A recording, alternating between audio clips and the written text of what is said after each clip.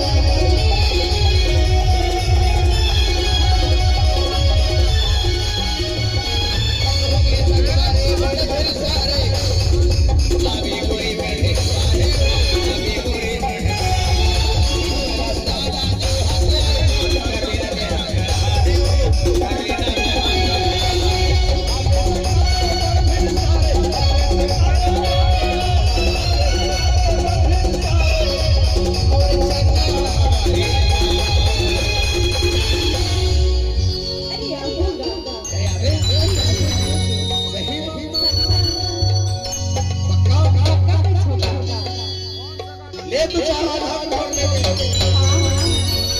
भाजी जोरे ले आवे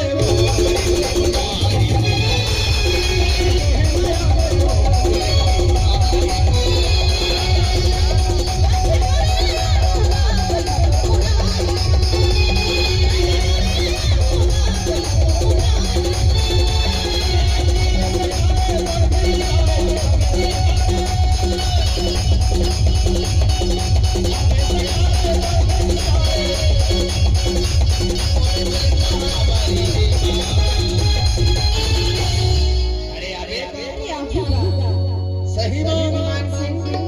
गाबा ढेर सारे हो गए